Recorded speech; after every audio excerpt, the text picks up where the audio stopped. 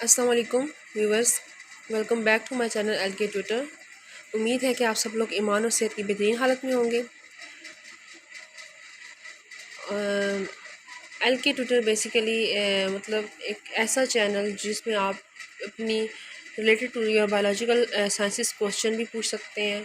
ठीक है, आपको ऐसी वीडियोस भी मिलेंगी जिसके ऊपर आप लोग मतलब related to your biological sciences subjects मतलब मैंने इससे पहले भी काफ़ी वीडियो अपलोड की हैं। ठीक है, और जो लोग यहाँ पे चैनल पे न्यू हैं तो आपसे रिक्वेस्ट है कि आप लोग चैनल को सब्सक्राइब करें, वीडियो को लाइक करें, अपने फ्रेंड्स के साथ शेयर करें ताकि आपको नोटिफिकेशन मिलता रहे।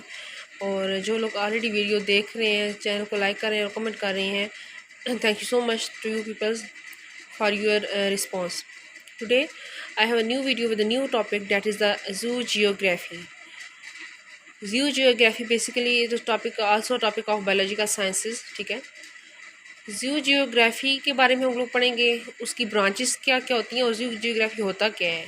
ठीक है, so basically it is a study of distribution of animal on the surface of earth, इसका जू geography.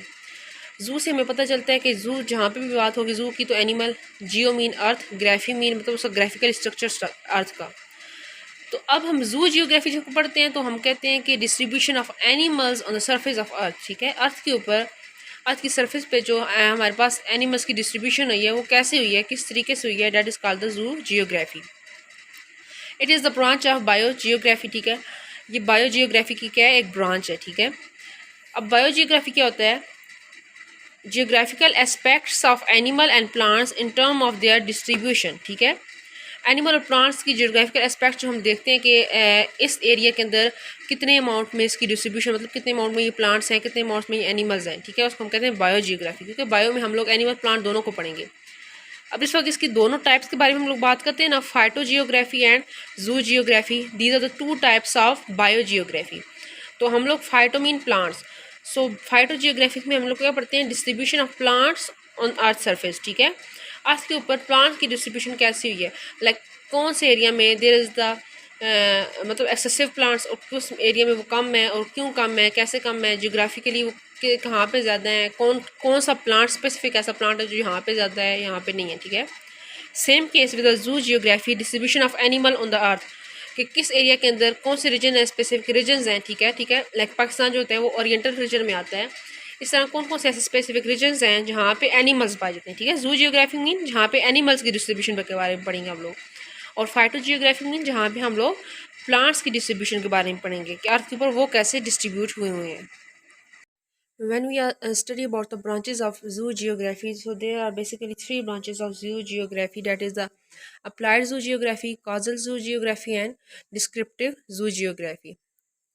The first one is the applied zoo geography, in which we study about the distribution of animals which are medically important. ठीक है, applied जू geography में हम उन animals की distribution के बारे में पढ़ते हैं जो कि मेडिकली इंपॉर्टेंट हों। ठीक है, हमने जू जियोग्राफी को डिफाइन ये किया है कि एनिमल्स की डिस्ट्रीब्यूशन, ठीक है, according to the geographic range. ठीक है, कि वो कहाँ कहाँ पे किस जगह पे क्या पाए जाते हैं। फिर अब अप्लाइड में हम क्या पढ़ेंगे कि उन एनिमल्स को हम लोग पढ़ेंगे जो कि मेडिकली इंपॉर्टेंट है, लाइक स्नेक्स वेनम। ठीक है, स्नेक्स का जो विनोम है, ठीक है, वो किसके लिए यूज होता है, मतलब पॉइजनिंग वगैरह के लिए और मेडिसिन वगैरह में poisonous as a poisonous substance के तौर पे यूज होता है। ठीक है, तो ये मेडिकली इंपॉर्टेंट है। The second one is the causal जू geography.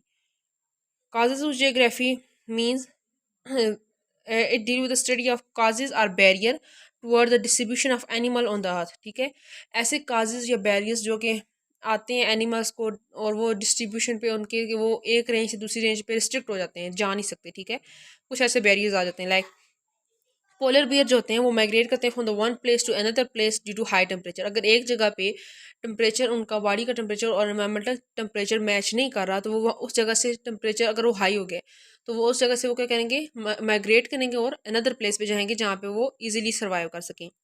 The another example is the same, the kangaroos होते हैं वो रिस्ट्रिक्ट इन ऑस्ट्रेलिया। ऑस्ट्रेलिया में कैंगरू रिस्ट्रिक्ट इसलिए हो गए हैं कि उन्होंने अपने आप को वहाँ पे अडॉप्ट किया है। ठीक है, या दो चीज़ें होती हैं, मतलब कि या तो इन्वायरमेंट के साथ उस एक चीज़ को चेंज करना पड़ता है खुद को, या फिर लाइक इन्वायरमेंट के साथ खुद को अडॉप्ट करना पड़ता है। ठीक है, लाइक पोलर बियर जो थे उन्होंने अपने आप को तो चेंज नहीं किया, लेकिन वो वहाँ से माइग्रेट करके चले गए क्योंकि वो उसके साथ वो सर्वाइव नहीं कर पा रहे थे।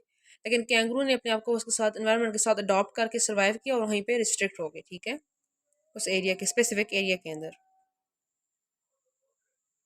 When we are studying about the types of causal जू जियोग्राफी, ठीक है। हमने तीन जू जियोग्राफी की तीन टाइप्स हैं, applied, causal and descriptive. Applied हमने पढ़ी, कॉजल पढ़ी, और कॉजल के आगे से तीन टाइप्स हैं, that is the ecological, experimental and historical zoogeography. The first one is the ecological causal zoogeography. Ecological मतलब काजल जू जियोग्राफी में हमने पढ़ा कि ऐसे काजेज या बैरियर जो कि डिस्ट्रीब्यूशन में रुकावट बन रहे हैं, ठीक है। अब वो कौन कौन से हैं, उनमें हमने उन्हें तीन पार्ट्स में डिवाइड किया, ठीक है, तीन टाइप्स में। The first one is the ecological, in which biotic and abiotic factors that affect the distribution of animals, ठीक है। बियोटिक या एबियोटिक फैक्टर्स ऐसे जो कि एनिमल्स की डिस्ट्रीब्यूशन को इफेक्ट करते हैं, ठीक है। मतलब बियोटिक फैक्टर्स कौन से हो गए, लाइक वाटर, एयर, मॉइस्चर, जो कुछ भी चीज़ें, ठीक है। और एबियोटिक फैक्टर्स, ठीक है, जो कि नॉन लिविंग फैक्टर्स हैं।